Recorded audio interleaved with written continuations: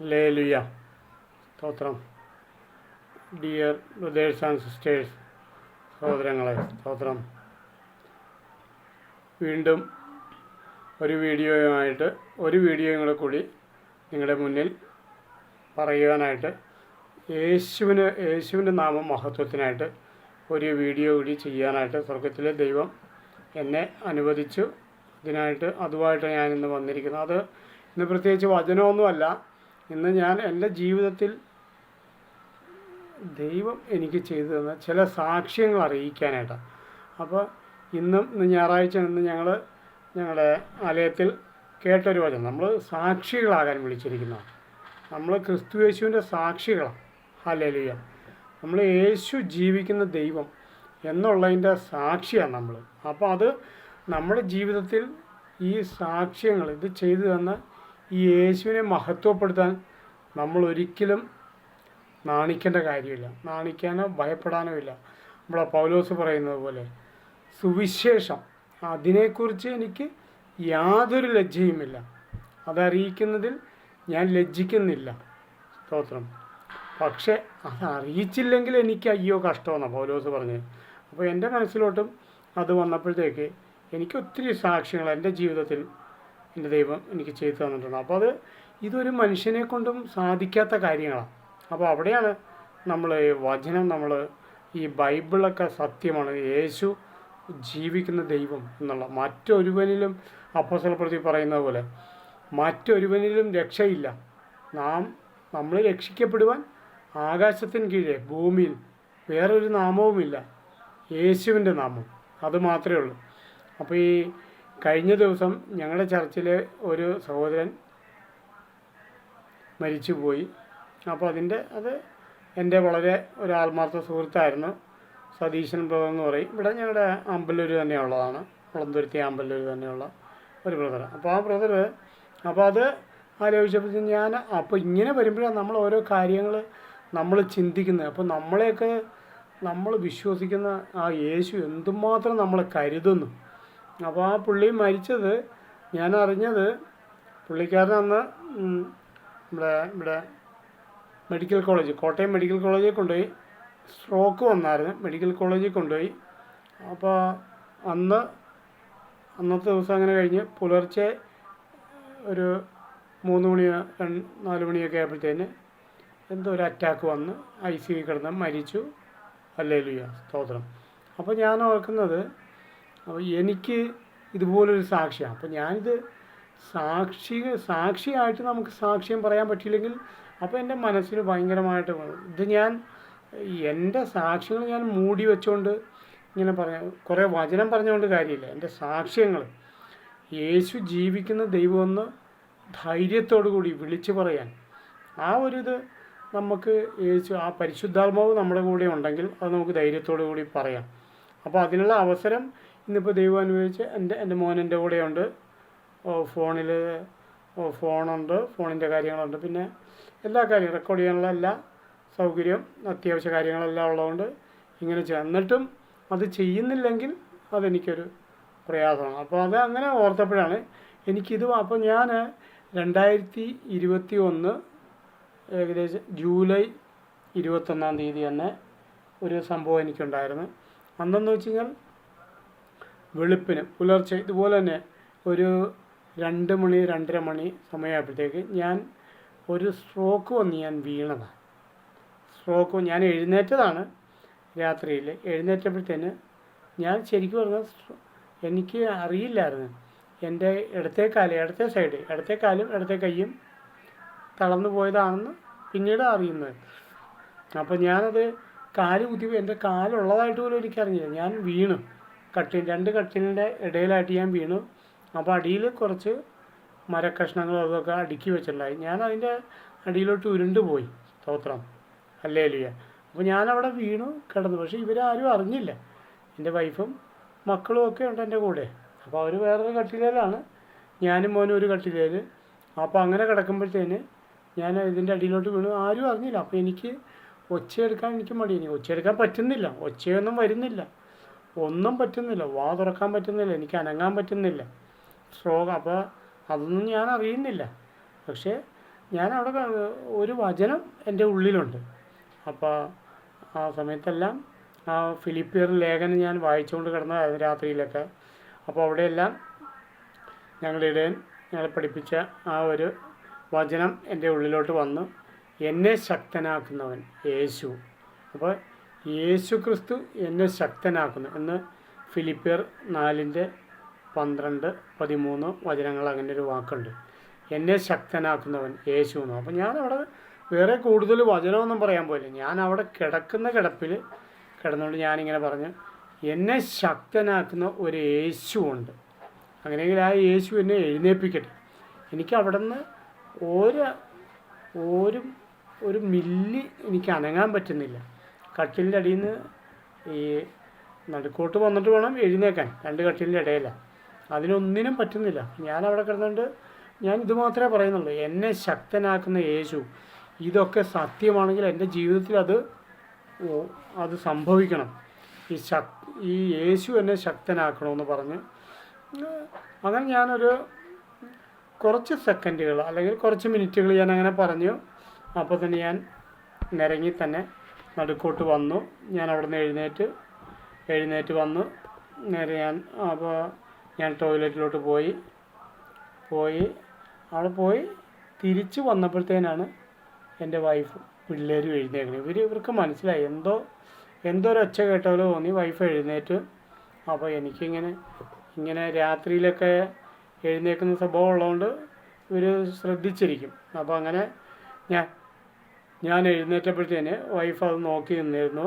അപ്പോൾ അങ്ങനെ ഞാൻ വന്നപ്പോഴത്തേക്ക് വീഴാൻ പോകുന്ന പോലെ എനിക്ക് ഇടത്തെ കാല് എനിക്ക് ഉള്ളതായിട്ട് തോന്നുന്നില്ല. അപ്പോൾ ഞാനിവിടെ മുറിയിലോട്ട് വന്ന് കയറിയപ്പോഴത്തേനും വീണ്ടും ഞാൻ വീണു. എന്ന് വെച്ചാൽ ഇടത്തെ കാലിൽ എനിക്ക് കുത്താൻ പറ്റുന്നില്ല എന്ന് പറഞ്ഞാൽ ഞാൻ അറിയുന്നില്ല.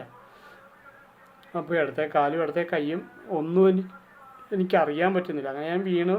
അപ്പോൾ എല്ലാവരും എഴുന്നേറ്റു, എന്നെ പിടിച്ചിരുത്തി. അപ്പോൾ തന്നെ പ്രാർത്ഥന തുടങ്ങി. വൈഫും 2 മക്കളും കൂടി ഇരുന്ന് പ്രാർത്ഥിച്ചു. ഞങ്ങളുടെ പാസ്റ്ററെ ഒന്ന് വിളിച്ചു. ആ ബ്രദറും ചാക്കോ ബ്രദറും പ്രാർത്ഥിച്ചുകൊണ്ടിരുന്നു. അങ്ങനെ ഞങ്ങൾ പ്രാർത്ഥന കണ്ടിന്യൂ ചെയ്തുകൊണ്ടിരുന്നു. അങ്ങനെ പ്രാർത്ഥിച്ചു. അപ്പോൾ ആ സമയത്ത് ഞങ്ങൾക്ക് പുലർക്കാല പ്രാർത്ഥനയുണ്ട്, വെളുപ്പിന് പ്രാർത്ഥനയുണ്ട്. അപ്പോൾ അത് ഏകദേശം ഞങ്ങൾ പ്രാർത്ഥിച്ച് 5:30 മണിയായി. 5:30 ആയപ്പോഴത്തേന് ഞങ്ങളുടെ മോർണിംഗ് പ്രയറും തുടങ്ങി. അങ്ങനെ വന്നപ്പോഴത്തേക്ക് മോർണിംഗ് പ്രയറിൽ ഞങ്ങളുടെ ഒരു ആൻറ്റിയോട് ഡെന്നീസിന് വേണ്ടി പ്രാർത്ഥിക്കാൻ പറഞ്ഞു. അപ്പോഴത്തേക്ക് ആ ആൻറ്റി പറഞ്ഞു, ഇന്ന് പുലർക്കാലത്ത് ഒരു 2 മണിക്ക് ഡെന്നീസ് ബ്രദറിൻ്റെ അടുത്ത് ഞാൻ പോയി എന്നും പറഞ്ഞൊരു വാക്ക്. അപ്പോൾ എന്തിനാണെന്ന് ചോദിച്ചപ്പോൾ ആൻറ്റി പറയുന്നത് എന്നോട്, അപ്പോൾ പരിശുദ്ധാത്മാവ് യേശു സത്യദൈവമാണ്. അപ്പോൾ പരിശുദ്ധാത്മാവ് റിയലായിട്ടുണ്ട്. അപ്പോൾ ആ തങ്കമണി ആൻറ്റി എന്ന് പറഞ്ഞ ആൻറ്റിയോട് പരിശുദ്ധാത്മാവ് പറഞ്ഞത് ഇങ്ങനെയാണ്, ഡെന്നീസ് ബ്രദറിന് എന്തോ ഒരു ആവശ്യമുണ്ട്, അപ്പോൾ നീ അവിടെ ചെന്ന് വേഗം പ്രാർത്ഥിക്കണമെന്ന്. അപ്പോൾ ആൻറ്റി പറയുന്നത് ആ കിടക്കുന്ന കിടപ്പിൽ തന്നെ ആ വേഷത്തിൽ തന്നെ ഇവിടെ വന്നെന്നാണ്, എൻ്റെ മുറിയിൽ വന്ന് എനിക്ക് വേണ്ടി പ്രാർത്ഥിക്കും. അപ്പോൾ ശരിക്കും പറഞ്ഞു കഴിഞ്ഞാൽ ഞാൻ ഈ വചനം പറഞ്ഞുകൊണ്ടിരിക്കും, എന്നെ ശക്തനാക്കുന്ന യേശു എന്നെ എഴുന്നേൽപ്പിക്കണം എന്നോ ഞാൻ പറയുമ്പോഴത്തേന് എനിക്ക് തോന്നുന്നു ആൻറ്റി ഇവിടെ ഉണ്ട്. ആൻറ്റി ആത്മാവിൽ ഇവിടെ വന്ന് എന്നെ എഴുന്നേൽപ്പിച്ചു. അത് യേശു അല്ല. അപ്പോൾ ബൈബിളിൽ ഒരു വചനമുണ്ട്, യേശു പറയുന്നുണ്ടല്ലോ, ഇന്നിപ്പോൾ യേശു നമ്മുടെ ഇവിടെ ഫിസിക്കലായിട്ടില്ല, യേശു ആത്മാവില്ല. ഉയർത്തെഴുന്നേറ്റ് പോയ പിന്നെ യേശുവിൻ്റെ ഫിസിക്കലായിട്ടുള്ള ശരീരം ഇവിടെ നഷ്ടപ്പെട്ടു, യേശുവിൻ്റെ ആത്മാവാണ് ഇവിടെ ഉള്ളത്. അപ്പോൾ യേശുവിനിപ്പോൾ ഫിസിക്കലായിട്ട് ഇവിടെ വരാൻ പറ്റില്ല, മറ്റൊരാൾ അതിന് പകരമായിട്ട് വരാം, യേശുവിൻ്റെ കയ്യും കാലും ഒക്കെ ആയിട്ട് പ്രവർത്തിക്കാം. അപ്പോൾ അങ്ങനെ വന്ന ആ ആൻറ്റിയാണ്. അങ്ങനെ വന്ന് എനിക്ക് വേണ്ടി പ്രാർത്ഥിച്ച് ഞാൻ എഴുന്നേറ്റ്. അപ്പോൾ അന്ന് അങ്ങനെ ഇരുന്നു. 6 മണിക്ക് പ്രാർത്ഥിച്ചു. ഞങ്ങൾ പ്രയർ കൂടി. അത് കഴിഞ്ഞപ്പോൾ തന്നെ 6 മണി പ്രയർ കഴിഞ്ഞ് 7 മണിയായപ്പോൾ തന്നെ ഞങ്ങളുടെ അടുത്തുള്ള ഒരു ആൻറ്റി വന്നു, വണ്ടിയായിട്ട് വന്നു. ആ ആൻറ്റി വന്ന് ഞങ്ങളെ അമൃത ആശുപത്രി എയിംസിലോട്ട് ഞങ്ങളെ കൊണ്ടുപോയി.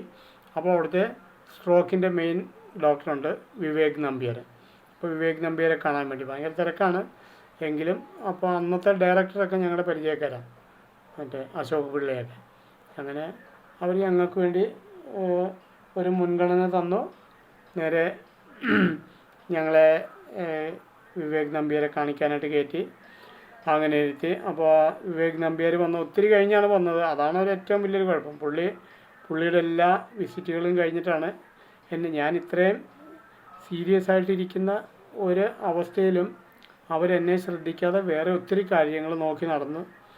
അത് എനിക്ക് കുറച്ചുകൂടെ ഇതായിപ്പോയി. എങ്കിലും ഞാൻ അവിടെ ഇരിക്കുമ്പോഴും, ആ വീൽ ചെയറിലിരിക്കുമ്പോഴും ഞാൻ പ്രാർത്ഥനയായി, വേറെ ഒന്നുമല്ല. ഞാൻ ഈ വചനം തന്നെ പറഞ്ഞുകൊണ്ടിരിക്കുക. എന്നെ ശക്തനാക്കുന്ന ഒരു യേശു എൻ്റെ ഉള്ളിലുണ്ട്. ആ യേശു എന്നെ സൗഖ്യമാക്കും. അപ്പം ഞാൻ ഈ വിവേക് നമ്പ്യാരോ എയിംസോ അമൃത ഇൻസ്റ്റിറ്റ്യൂട്ടോ ഒന്നും എന്നെ സൗഖ്യമാക്കുമെന്നല്ല. എനിക്കൊരുറപ്പുണ്ട്, എൻ്റെ ഉള്ളിൽ യേശുവുണ്ട്. അപ്പോൾ 1 കൊരിന്ത്യർ 3:16 പറയുന്നത് ഇങ്ങനെയാണ്: ഇത് പരിശുദ്ധാത്മാവ് വസിക്കുന്ന മന്ദിരമാണ് എൻ്റെ ശരീരം. അപ്പോൾ ഈ ശരീരത്തിനുള്ളിൽ പരിശുദ്ധാത്മാവുണ്ട്, യേശുവുണ്ട്, പിതാവാം ദൈവമുണ്ട്. അങ്ങനെയെങ്കിൽ ഞാൻ തളരില്ല, ഞാൻ മരിക്കില്ല. വേറൊരു വചനമുണ്ട്: ഞാൻ മരിക്കുകയില്ല, ഞാൻ ജീവനോടെ ഇരുന്ന് യേശുവിൻ്റെ നാമത്തെ പ്രകീർത്തിക്കും. അപ്പോൾ ഇത് എൻ്റെ ഒരു വാക്കാണ്. ഞാനത് ദൈവവുമായിട്ടൊരു ഉടമ്പടി ചെയ്യുകയാണ്. അപ്പോൾ ഇതെൻ്റെ ഒരു സഹോദരി, ഞങ്ങൾ ഇന്നിപ്പോൾ കാനഡയിലായിരിക്കുന്ന ഞങ്ങളുടെ ദീപ് സിസ്റ്റർ അന്ന് ആദ്യത്തെ ഓപ്പറേഷനിൽ കയറ്റുമ്പോഴത്തേനും എപ്പോഴും പറഞ്ഞു തരുന്നൊരു കാര്യമാണ് ഇത് പറയണമെന്നും പറഞ്ഞു. അപ്പോൾ ഇല്ല ഞാൻ മരിക്കുകയില്ല, ഞാൻ ജീവനോട് കൂടെ ഇരുന്ന് യേശുവിൻ്റെ പ്രവൃത്തികൾ വർണ്ണിക്കും. അപ്പോൾ ഞാൻ അന്ന് എൻ്റെ കണ്ണിന് കാഴ്ച പോകുമ്പോഴും ഞാൻ ഇത് തന്നെ പറഞ്ഞുകൊണ്ടിരിക്കുക: ഞാൻ മരിക്കില്ല, ഞാൻ ജീവനോട് കൂടി ഇരുന്ന് യേശുവിൻ്റെ പ്രവൃത്തികൾ വർണ്ണിക്കും. സ്തോത്രം. അപ്പോൾ ഞാൻ പറഞ്ഞു വരുന്നത് ഇത്രയേ ഉള്ളൂ. അപ്പോൾ അന്നങ്ങനെ വിവേക് നമ്പ്യാരെല്ലാം കഴിഞ്ഞ് വൈകുന്നേരം 4 മണിക്ക് എന്നെ കാണാൻ വന്നത്. സ്തോത്രം. അവിടെ ആശുപത്രിയിലായിട്ട് പോലും ഒരു ദിവസം അഡ്മിറ്റാണ്. അയാൾ വേഗം വന്നിട്ട് എന്നെ പരിശോധിച്ച് പുള്ളി പറഞ്ഞ്, ഇത് ഡെന്നീസിൻ്റെ തലയുടെ വലതുവശത്ത്, ബ്രെയിനിൽ വലതുവശത്ത് വന്നിരിക്കുന്ന സ്ട്രോക്കാണ്. വലതുവശത്ത് സ്ട്രോക്ക് വരുമ്പോൾ ഇടതുവശത്തുള്ള ഓർഗൻസിന് ചെറിയ കോട്ടങ്ങൾ സംഭവിക്കും. അതുകൊണ്ടാണ് അങ്ങനെ പറ്റിയത്. അത് ഒരു സ്ട്രോക്ക് തന്നെയാണ്, നല്ലൊരു സ്ട്രോക്ക് തന്നെയായിരുന്നു. എന്തോ കുറച്ചും കൂടെ കഴിഞ്ഞിരുന്നെങ്കിൽ ചിലപ്പോൾ ഒരുപക്ഷെ മരണം വരെ ആയാനേന്ന് പറഞ്ഞത്. അപ്പോൾ എന്തായാലും ഞാൻ അതൊന്നും കേൾക്കുന്നത് അവിടെയും കിടന്നുകൊണ്ട് ഞാൻ എന്നെ ശക്തനാക്കുന്ന യേശു അതുമാത്രമേ ഞാൻ പറയുന്നുള്ളൂ. അത് പറഞ്ഞുകൊണ്ടിരിക്കുകയാണ്. അപ്പോൾ അത് കഴിഞ്ഞു. അപ്പോൾ അവിടെ നിന്ന് ഡോക്ടറും അവരെല്ലാവരും കൂടി സ്ട്രോക്കിൻ്റെ ഈ വിവേക് നമ്പ്യാരും പിന്നെ അശോക് പിള്ള സാറും ഡോക്ടറും പിന്നെ ഫിസിഷ്യൻ പിന്നെ മറ്റേ അങ്ങനെയുള്ള മെയിൻ ഡോക്ടേഴ്സ് സ്പെഷ്യലിസ്റ്റുകളെല്ലാവരും വന്നിട്ട് എന്നോട് പറഞ്ഞത്, ഡെന്നീസ് ഇവിടുന്ന് പോയാലും ഇനി ഏകദേശം ഒരു 6 മാസത്തോളം ഈ ലെഫ്റ്റ് സൈഡുള്ള കയ്യും കാലും അതുപോലെ ഇടതുവശം മുഴുവൻ ആ കണ്ണും ആ ചെവിയും അവിടെയെല്ലാം തളർച്ചയായിരിക്കും. അപ്പോൾ അതൊന്നും ഇടത് സൈഡൊന്നും വർക്കിങ്ങിലല്ല, അനക്കം ഉണ്ടാവില്ല. അപ്പോൾ ഫുൾ റെസ്റ്റ് ആയിരിക്കണം. തന്നെയല്ല അന്ന് അവരൊരു പുതിയൊരു വീൽ ചെയർ അവിടെ ഇംപ്ലിമെൻറ്റ് ചെയ്യുന്നുണ്ട്. അപ്പോൾ അതിന് അഡ്വാൻസ് കൊടുത്തു കഴിഞ്ഞാൽ ഫസ്റ്റ് വീൽ ചെയർ ഡെന്നീസിന് തന്നേക്കാം. അപ്പോൾ അതിന് നല്ല വിലയുണ്ട്. അപ്പോൾ അതൊക്കെ പറഞ്ഞ് അതിനൊക്കെയുള്ള കാര്യങ്ങളൊക്കെ ബുക്ക് ചെയ്തു. അപ്പോൾ ഞാൻ പറഞ്ഞു വീൽ ചെയർ എനിക്ക് വേണ്ട എന്നുള്ളൊരു കാര്യം ഞാൻ പറഞ്ഞു. അപ്പോൾ വിവേക് നമ്പ്യാർ പറഞ്ഞു, അതെന്താ അങ്ങനെ വേണ്ടെന്ന് പറയുന്നത്? ഞാൻ പറഞ്ഞു, എനിക്ക് വീൽ ചെയറിലിരുന്നുള്ള ഒരു ലൈഫ് എനിക്ക് വേണ്ട. ഞാനൊരു ഇവാഞ്ചലിസ്റ്റാണ്, ഞാൻ യേശുവിനെ അറിയുന്നവൻ, ഞാൻ യേശുവിനെ പറയുന്നവനാണ്, ഞാൻ വീഡിയോ ഒക്കെ ചെയ്യുന്നതാണ്. അപ്പോൾ എനിക്ക് വീൽ ചെയറിൽ നടന്നുള്ളൊരു ജീവിതം അതെനിക്ക് വേണം, അങ്ങനെ ഞാൻ ആവില്ലെന്ന് പറഞ്ഞു. അപ്പോൾ അവരെന്നെ ഒത്തിരി വഴക്ക് പറഞ്ഞ് എൻ്റെ വൈഫിനോടൊക്കെ പറഞ്ഞ്. അപ്പോൾ അവർ പറഞ്ഞു, നിങ്ങൾക്ക് എപ്പോഴെങ്കിലും വീൽ ചെയർ ആവശ്യം വന്നെങ്കിലോ എന്ന് അവരത് ബുക്ക് ചെയ്തു. സ്തോത്രം. പക്ഷെ ഞാനതൊന്നും നോക്കിയില്ല. ഞങ്ങൾ അന്ന് തന്നെ രാത്രി ഞങ്ങൾ തിരിച്ച് ഡിസ്ചാർജ് ചെയ്ത് വീട്ടിൽ വന്നു. അപ്പോൾ അതൊരു വെള്ളിയാഴ്ചയായിരുന്നു.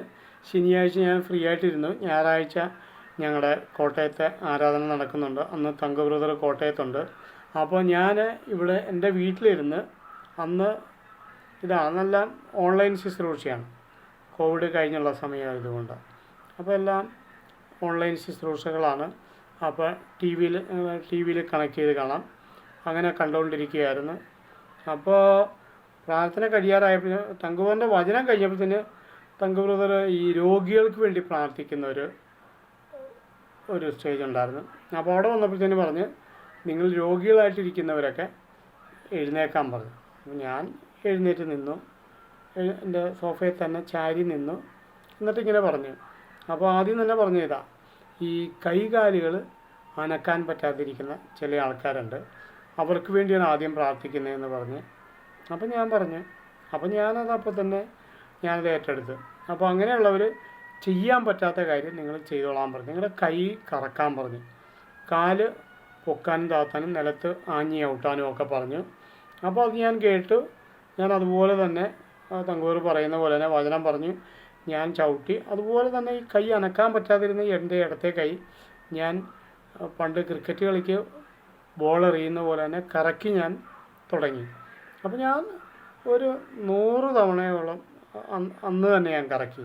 ഈ ശുശ്രൂഷ കഴിയുന്നതിനകം തന്നെ ഒത്തിരി നേരം കറക്കിക്കൊണ്ടിരുന്നു, മിനിറ്റുകൾ നേരം ഞാൻ കറക്കിക്കൊണ്ടിരുന്നു. അതുപോലെ തന്നെ കാല് ഞാൻ ഇടത്തെ കാലും ഉറച്ച് ചവിട്ടി ചാടാനും തുള്ളാനും ഒക്കെ തുടങ്ങി. അങ്ങനെ കഴിഞ്ഞു സ്തോത്രം. അപ്പോൾ അതോടുകൂടി ആ പരിപാടി തീർന്നു. അപ്പോൾ പിറ്റേ ദിവസം മുതൽ ഞാനും എൻ്റെ മോനും കൂടെ സാധാരണ നടക്കാൻ പോകുന്ന പോലെ നടക്കാൻ പോയി. മോൻ എന്നെ നടത്താൻ കൊണ്ടുപോകും. അപ്പോൾ അവനെൻ്റെ കയ്യിലൊന്ന് പിടിച്ചാൽ മതി, കാഴ്ചയില്ലെങ്കിലും അവനെ പിടിച്ചു കഴിഞ്ഞാൽ അതിലൂടെ എനിക്ക് നടന്നു പോകാം. അപ്പോൾ പിറ്റേ ദിവസം മുതൽ ഒരു കുഴപ്പം. അപ്പോൾ ഞങ്ങൾ അടുത്തുള്ളവരെല്ലാം അവരെല്ലാവരും കണ്ടതാണ് എന്നെ വണ്ടിയിൽ എടുത്തുകൊണ്ട് പോകുന്നത്. എനിക്ക് കാല് പോലും കുത്താൻ പറ്റാതെ അനങ്ങാൻ പറ്റാതെ എടുത്തുകൊണ്ടാണ് പോയത്. അപ്പോൾ അതവർ കണ്ടതാണ്. അപ്പോൾ അവരുടെ മുമ്പിൽ കൂടെ തന്നെ ഞാൻ നടന്നു പോകുന്നത് കണ്ടപ്പോഴത്തേനും അവരെല്ലാവരും അന്നൊരു പയ്യൻ ഇവിടുന്ന് വണ്ടി ഓടിക്കാൻ വന്നായിരുന്നു. അപ്പോൾ ആ പയ്യൻ കേട്ടതാണ്, അതായത് 6 മാസം ഫുൾ റെസ്റ്റ് ആയിരിക്കും, ഇനി ഒരിക്കലും ഡെന്നീസ് എഴുന്നേക്കില്ല എന്ന് വെച്ചാൽ ഈ ലെഫ്റ്റ് സൈഡ്. അപ്പോൾ ഈ ബ്രെയിനിൻ്റെ റൈറ്റ് സൈഡ് സ്ട്രോക്ക് വന്നു കഴിഞ്ഞാൽ ലെഫ്റ്റ് സൈഡ് എല്ലാ അവയവങ്ങളും ഫ്രീസായി പോകും. അതൊരിക്കലും പിന്നെ അതിന് ഒരു റിക്കവറി ഇല്ലെന്നാണ് പുള്ളി പറഞ്ഞത്. പക്ഷെ ഞാനതൊന്നും ഏറ്റു. ഞാൻ വചനത്തിൽ ഉറച്ചിരുന്നു, വചനം പറഞ്ഞുകൊണ്ടിരുന്നു. എന്നെ ശക്തനാക്കുന്ന യേശു അത് മാത്രം പറഞ്ഞു. വേറെ ഒരു മരുന്നും കഴിച്ചത് കൊണ്ടൊന്നുമല്ല.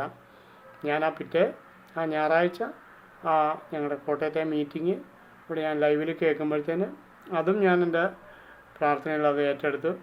അതൊരു അത്ഭുതമായി. അന്ന് തന്നെ വൈകിട്ട് ഞാൻ സൗഖ്യമായി. പിറ്റേ ദിവസം രാവിലെ മുതൽ സാധാരണ പോലെ തന്നെ ഞാൻ നടന്നും തുടങ്ങി. അപ്പോൾ ആൾക്കാരെല്ലാവരും അത്ഭുതത്തോടെ നോക്കുന്നുണ്ട് ഇപ്പോൾ. അപ്പോൾ അത് ഇനിയിപ്പോൾ അടുത്ത ആൾക്കാർ നോക്കാൻ പോകുമ്പോൾ ഞാൻ ഒറ്റയ്ക്ക് ഇതിൽ എൻ്റെ കാറും എൻ്റെ ബുള്ളറ്റും ഒക്കെ ഓടിച്ചുകൊണ്ട് ഞാൻ ഇതിലേ വരികയും ചെയ്തുകൊണ്ടിരുന്ന പോലെ തന്നെ വീണ്ടും എൻ്റെ കണ്ണ് തുറക്കപ്പെടും. നമ്മളെല്ലാവരും ഒരുമിച്ച് കാണും. ഞാൻ നിങ്ങളുടെ മുമ്പിലിരുന്ന് ഇതുപോലെ തന്നെ ഞാൻ ബൈബിള് വായിക്കും. നമ്മുടെ BSI ബൈബിൾ സൊസൈറ്റി ഓഫ് ഇന്ത്യയുടെ ആ നീല പുതിയ നിയമം എൻ്റെ കയ്യിൽ എപ്പോഴും ഉണ്ടായിരുന്നതാണ്. അപ്പോൾ അത് ഏറ്റവും കുഞ്ഞക്ഷരം, കടുകിൻ്റെ അത്രയുള്ള അക്ഷരം, അത് ഞാൻ വായിച്ചു. അതാണ് ഞാൻ എപ്പോഴും ശുശ്രൂഷയ്ക്ക് പോകുമ്പോഴൊക്കെ മോർണിംഗ് പ്രയറിനൊക്കെ ഞാൻ ഉപയോഗിച്ചുകൊണ്ടിരുന്നത്. അപ്പോൾ അത് ഇനിയും ഞാനത് വായിക്കും. അത് നിങ്ങളെല്ലാവരും ഒരുമിച്ച് ഞാൻ അത് യൂട്യൂബിലൂടെ ഇതേ ഫെസിലിറ്റിയിൽ തന്നെ ഞാനത് വായിക്കുന്നത് നിങ്ങളെയും കാണിക്കും. അതാണ് എൻ്റെ ഒരു ഉറപ്പ്. അപ്പോൾ അത് ഞാൻ പറഞ്ഞു വന്ന ഇത്രയേ ഉള്ളൂ, ഒരു സാക്ഷ്യം എന്ന് പറഞ്ഞാൽ. അപ്പോൾ ആ സതീശൻ ബ്രദർ നല്ല ആരോഗ്യവാനായിരുന്നു. എൻ്റെ അത്രയും പ്രായമില്ല, 40 വയസ്സേ ഉള്ളൂ. നല്ല ആരോഗ്യവാനും, നല്ല തടിയും നല്ല ശരീരവും. പിന്നെ പുള്ളി ചെയ്യുന്ന ജോലി അതുപോലെയാണ്. നല്ല ഈ ടൈൽസിൻ്റെ വർക്കാണ്, ഈ പാവിങ് ടൈലിൻ്റെ നല്ല കനമുള്ള നല്ല ഹെവി വെയിറ്റുള്ള വർക്കുകളൊക്കെ ചെയ്യുന്ന ഒരാളാണ്.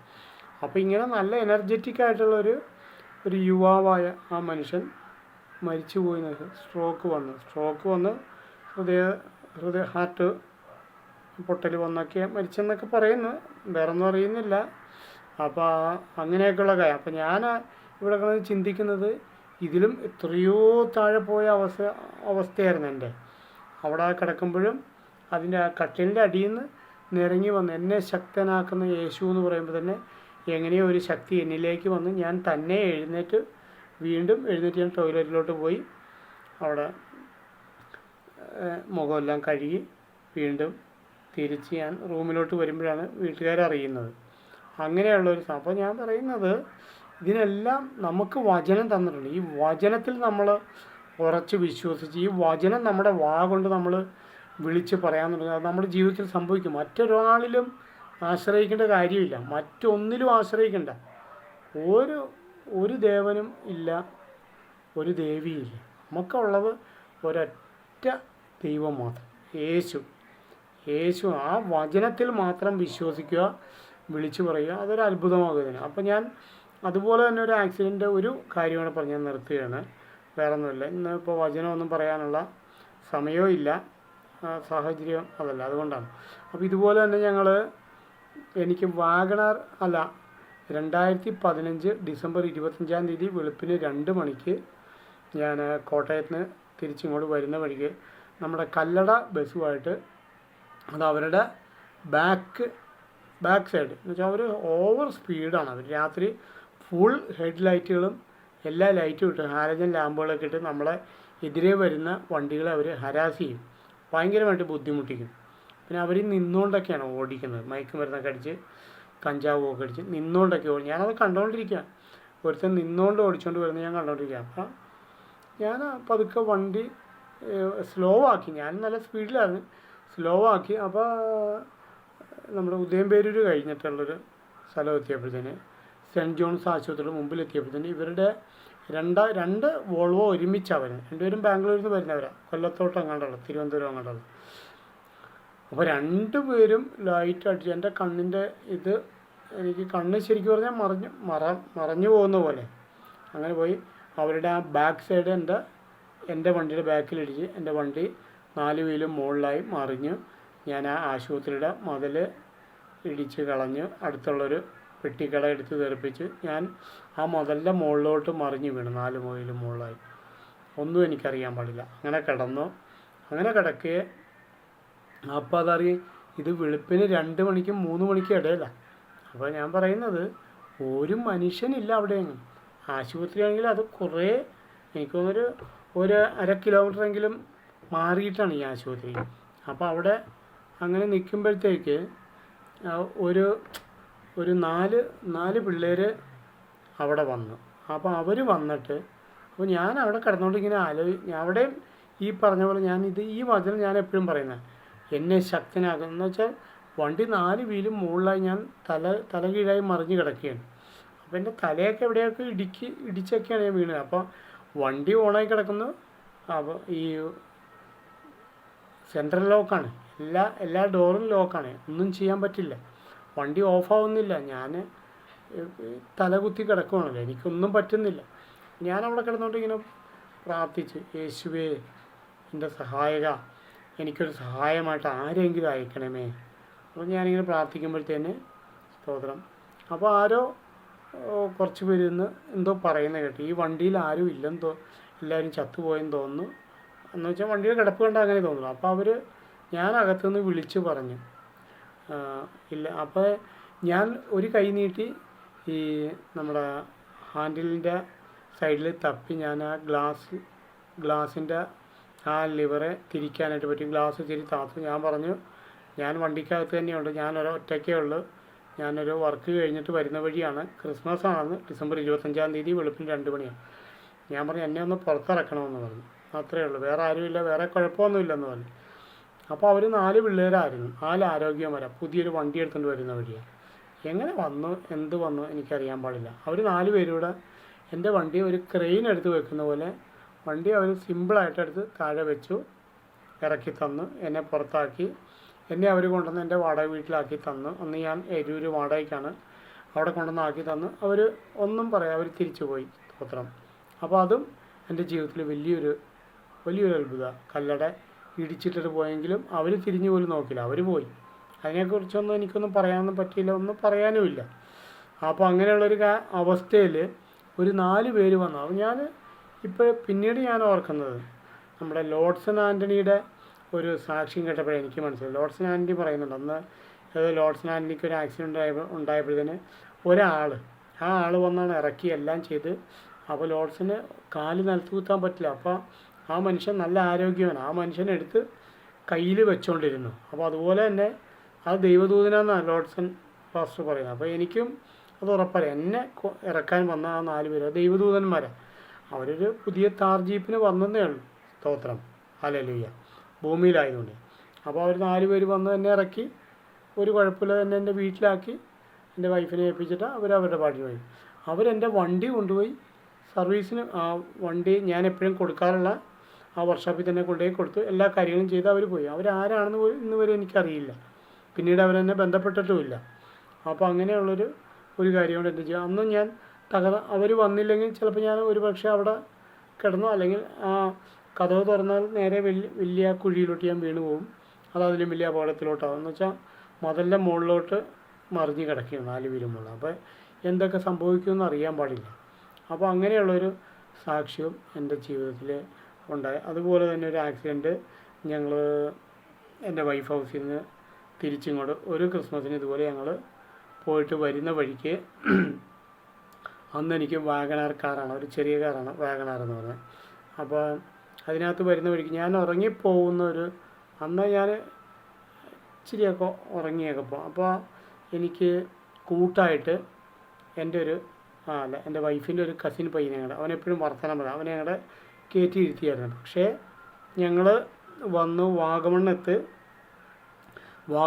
വഴിക്കടവ് ചെക്ക് പോസ്റ്റ് കഴിഞ്ഞിട്ട് നേരെ താഴോട്ട് ഇങ്ങോട്ട് ഇറങ്ങി വരുമ്പോഴത്തേന് വാഗമൺ ഫസ്റ്റ് വലിയ ഹെയർ പിൻ, അവിടെ നിന്നൊരു വലിയൊരു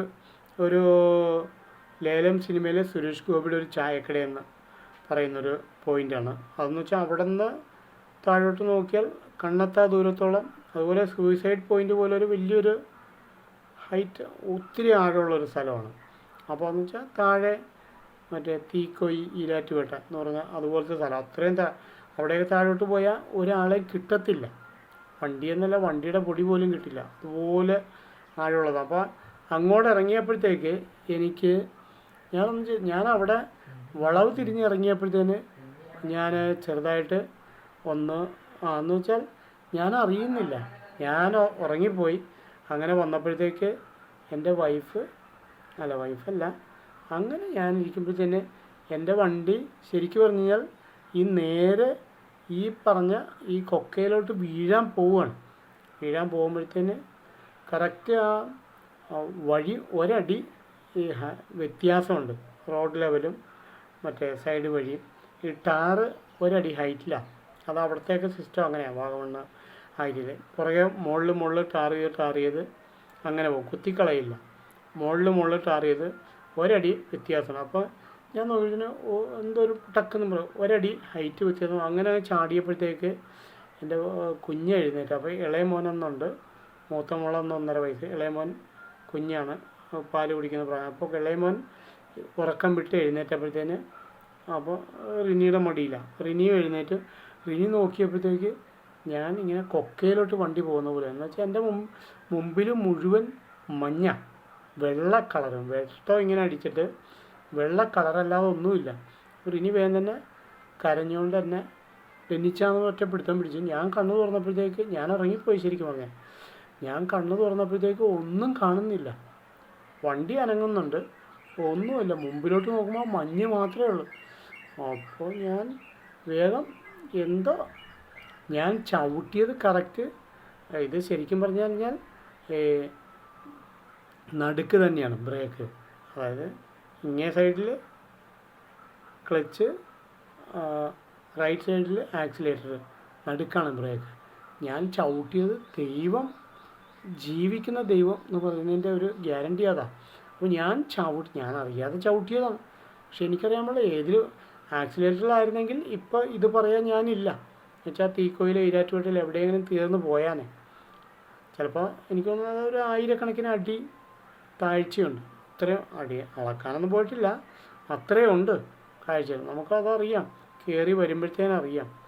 അപ്പോൾ അത്രയും ഹൈറ്റുള്ള. അപ്പോൾ അങ്ങോട്ട് ഞാൻ അന്ന് ചവിട്ടിയത് കറക്റ്റ് നടുക്ക് ബ്രേക്കിൽ തന്നെയായിരുന്നു. അപ്പോൾ അത് എസ്തേറിൻ്റെ പുസ്തകത്തിൽ ഒരു വചനമുണ്ട്. അതായത് എന്തോ ഒരു കാര്യം പറയുന്നത്, കൃപയാൽ അവൾ എന്തോ അങ്ങനെ ഒരു വചനം. അതായത് കൃപയാൽ ഞാനന്ന് ചവിട്ടിയത് ബ്രേക്കിൽ തന്നെ ആയിരുന്നു. ഒരു സെക്കൻഡ് ഇങ്ങോട്ട് മാറി, ഒന്നല്ലേ ക്ലച്ചോ അതല്ലെങ്കിൽ റൈറ്റിലോട്ട് മാറി ആക്സിലേറ്ററോ ആയിരുന്നെങ്കിൽ ഇന്നിപ്പോൾ നിങ്ങളുടെ മുമ്പിൽ ഇരിക്കാൻ ഞാനില്ല. ഇതാണ് എൻ്റെ ഒരു ഉറപ്പ്. യേശു ഇന്നും ജീവിക്കുന്ന ദൈവമോ. അതുള്ളതുകൊണ്ട് ഞാനിപ്പോഴും ഈ കണ്ണ് കാണാൻ പാടില്ലെങ്കിലും ഞാൻ നിങ്ങളുടെ മുമ്പിലിരുന്നുകൊണ്ട് ഈ സാക്ഷ്യം പറയുന്നത്. എൻ്റെ കണ്ണിൻ്റെ പൊസിഷൻ ചിലപ്പോൾ നിങ്ങൾ ഇതെൻ്റെ മോൻ ഒത്തിരി പാടുപെട്ടാണ് ചെയ്യുന്നത്, ഞാൻ അങ്ങോട്ടും ഇങ്ങോട്ടൊക്കെ തിരിയുന്നുണ്ടെന്ന് ഒക്കെ പറയുന്നുണ്ട്, എനിക്കറിയില്ല സ്തോത്രം. എന്നാലും അതൊക്കെ എനിക്കറിയാം, ഞാൻ കണ്ണ് കണ്ടുകൊണ്ട് ഞാൻ തന്നെ ഇത് ഞാൻ ചെയ്യുന്നുണ്ട് സ്തോത്രം. ഹല്ലേലൂയ. അതിനും എനിക്ക് എൻ്റെ കർത്താവ് എനിക്ക് കൃപ തരും, യേശു ജീവിക്കുന്ന ദൈവമായതുകൊണ്ട്. അപ്പോൾ അങ്ങനെ അപ്പോൾ ഞാൻ പറഞ്ഞു വന്ന ഇത്രയേ ഉള്ളൂ. നമ്മുടെ സതീശൻ ബ്രദർ ഇപ്പോൾ ഒരാഴ്ചയായി മരിച്ചിട്ട്, കഴിഞ്ഞ ഞായറാഴ്ചയായിരുന്നു, കഴിഞ്ഞ ഒരാഴ്ച. അപ്പോൾ ഈ ആഴ്ച ആയപ്പോഴത്തേക്ക് ആ മകനെക്കുറിച്ച് ഞങ്ങളൊന്നും ഓർത്ത്, ഞങ്ങളുടെ ചർച്ചയിൽ ആരും ഓർത്തില്ലെങ്കിലും ഞാനിന്നത് ഓർത്ത് പ്രാർത്ഥിച്ചു. ആ കുടുംബത്തിന് വേണ്ടി പ്രാർത്ഥിക്കുന്നു. ആ കുടുംബത്തിന് വേണ്ടിയൊക്കെ സ്വർഗം എന്തെങ്കിലുമൊക്കെ നന്മകൾ ചെയ്യണം. പാവപ്പെട്ട കുടുംബമാണ്, അവരുടെ മക്കളെല്ലാം അനുഗ്രഹിക്കപ്പെടണം. ആ ഷൈജ സഹോദരിക്ക് ഇത് മുന്നോട്ട് കൊണ്ടുപോകാനുള്ള എല്ലാ കൃപകളും കൊടുക്കണം. അപ്പോൾ ഞാൻ ഈ അവസ്ഥയിലായിട്ടും 7 വർഷമായിട്ടും എൻ്റെ കർത്താവ്, എൻ്റെ യേശു എന്നെ ഇത്രയും വർഷം കാത്തു പരിപാലിച്ചു. ഞങ്ങളുടെ സഭയിലെ പല ആൾക്കാരും ഹെൽപ്പ് ചെയ്യുന്നു. ഇപ്പോൾ കഴിഞ്ഞ ദിവസവും ഇവിടെ കാനഡയിൽ നിന്ന് വന്നു പോയ ഞങ്ങളുടെ ദീപ്തി സിസ്റ്ററും ജിമ്മി ബ്രദറും എല്ലാം എല്ലാവരുടെയും സഹായങ്ങളും എല്ലാ സഹായങ്ങളും പറയാം. ഒത്തിരി ആൾക്കാരുണ്ട്. എല്ലാവരും നമ്മുടെ കൂട്ടായ്മയിലുള്ള എല്ലാവരും നമ്മളുമായിട്ട് സഹകരിക്കുന്നവരാണ്. അവരെല്ലാവരും സഹായിക്കുന്നത്. അതുപോലെ നമ്മൾ ഏറ്റവും ഭംഗിയായിട്ട് പോകുന്നു. അപ്പോൾ ഇതെല്ലാം സുവിശേഷത്തിന് സാക്ഷി. അപ്പോൾ ഇന്ന് പറഞ്ഞ വചനത്തിൻ്റെ ഒരു ഗ്യാരണ്ടിയാണ്, ഞാൻ കേട്ട വചനത്തിന് സാക്ഷിയാകാൻ നമ്മൾ മടിക്കേണ്ട കാര്യമില്ല. നമ്മുടെ ജീവിതത്തിൽ ചെയ്യുന്ന ഈ സാക്ഷ്യങ്ങൾ പറയാൻ, അല്ലെങ്കിൽ പിന്നെ നമ്മളെ എന്തിനാ ഹല്ലേലൂയ സ്തോത്രം ഈ സാക്ഷ്യം വിളിച്ച് പറയണമെന്ന്. ഇനിയിപ്പോൾ നമുക്ക് അനുഗ്രഹിക്കപ്പെട്ട ഒരു ഇലക്ഷൻ വരുന്നു. ഇതിന് ഏറ്റവും അനുഗ്രഹിക്കപ്പെട്ട രീതിയിൽ ഇവിടെ അത് നടക്കണം. ഓരോ കാര്യങ്ങളും സ്വർഗം ഇറങ്ങി ഇന്ന് സ്വർഗീയ ദൂതന്മാർ ഇറങ്ങണം. അല്ലാതെ ഒരു പട്ടാളമോ പോലീസോ ഒന്നുമല്ല. ഇവിടെ സ്വർഗം ഇറങ്ങി നിന്ന് എല്ലാ കാര്യങ്ങളും, ഓരോ ബൂത്തുകളും 543 ടോട്ടൽ മണ്ഡലങ്ങളുണ്ട്. M P seat. അതിനകത്ത് ഒരു 400-450 സീറ്റ് കോൺഗ്രസ് അല്ലെങ്കിൽ അടുത്ത ഇന്ത്യ മുന്നണി പിടിക്കുമെന്നുള്ളതാണ് എൻ്റെ എന്നുവെച്ചാൽ സുവിശേഷത്തിന് അനുകൂലമായ ഒരു സാഹചര്യം വരണം. അതിനുവേണ്ടി പ്രാർത്ഥിച്ചുകൊണ്ടിരിക്കുന്നു. അപ്പോൾ നമ്മൾ രാഷ്ട്രീയത്തിലോട്ടൊന്നും പോകുന്നില്ല. അതെല്ലാം എന്ത് വന്നാലും ശരി, ഞാനെൻ്റെ സാക്ഷ്യം നമ്മളിങ്ങനെ തന്നെ കൊണ്ടുപോകും. ഞാൻ കണ്ണിന് കാഴ്ചയുള്ളവനായിട്ട് വന്ന് ഞാൻ ഏറ്റവും നന്നായിട്ട് തന്നെ വീഡിയോ, ഇപ്പോൾ എന്തെങ്കിലുമൊക്കെ പോരായ്മകളൊക്കെ ഉണ്ടെങ്കിൽ അതൊക്കെ മാറ്റി ഏറ്റവും നല്ല ഫോൺ തന്നെ മേടിച്ച് ഏറ്റവും നന്നായിട്ട് തന്നെ ചെയ്യാൻ കർത്താവ് അനുവദിക്കും. നിങ്ങളെല്ലാവരും ദൈവം ധാരാളമായിട്ട് അനുഗ്രഹിക്കട്ടെ എന്ന് ഞാനും പ്രാർത്ഥിക്കുന്നു. നിങ്ങളെനിക്ക് വേണ്ടി പ്രാർത്ഥിക്കുക, ഞാൻ നിങ്ങൾക്കെല്ലാവർക്കും വേണ്ടി പ്രാർത്ഥിച്ചോളാം. നിങ്ങളുടെ എല്ലാം പ്രാർത്ഥനാ വിഷയങ്ങൾ പറയും. എനിക്ക് പ്രാർത്ഥന മാത്രമേ ഉള്ളൂ. ഞങ്ങൾക്കൊരു ഗ്രൂപ്പുണ്ട്, ഞാൻ പറഞ്ഞല്ലോ 2 AM 2 മണി കൂട്ടായ്മ എന്ന് പറയും. ഞങ്ങൾ കുറച്ച് പ്രാർത്ഥിക്കുന്നവരുണ്ട്. ഞങ്ങൾ പ്രാർത്ഥിക്കുന്ന ആൾക്കാരാണ് എല്ലാവരും. അങ്ങനെ ഇരിക്കുന്നു.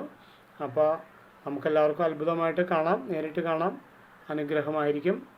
അപ്പോൾ കർത്താവ് എല്ലാവരെയും ധാരാളമായിട്ട് അനുഗ്രഹിക്കും. നിങ്ങൾക്കെല്ലാവർക്കും നല്ല അനുഗ്രഹിക്കപ്പെട്ടൊരു ദിവസം നേരുന്നു. വരുന്ന ആഴ്ച ഏറ്റവും അനുഗ്രഹിക്കപ്പെട്ട ഒരു ആഴ്ചയായി തീരട്ടെ. നിങ്ങളുടെ എല്ലാം ജീവിതത്തിൽ ചില അത്ഭുതങ്ങൾ നടക്കും. സ്തോത്രം. അതിന് ദൈവം അനുവദിക്കും. ഈ പാവപ്പെട്ട ഈ കണ്ണുപൊട്ടനായ ഈ ബ്രദറിനെ, ഈ ഡെന്നീസിനെ സഹിച്ച് ഇത്രയും നേരം ഇതൊക്കെ കേട്ടുകൊണ്ടിരിക്കുന്ന നിങ്ങളെല്ലാവരെയും ദൈവം അനുഗ്രഹിക്കട്ടെ എന്ന് ഞാനും പ്രാർത്ഥിക്കുന്നു. കർത്താവ് അനുഗ്രഹിക്കട്ടെ. ഓക്കെ.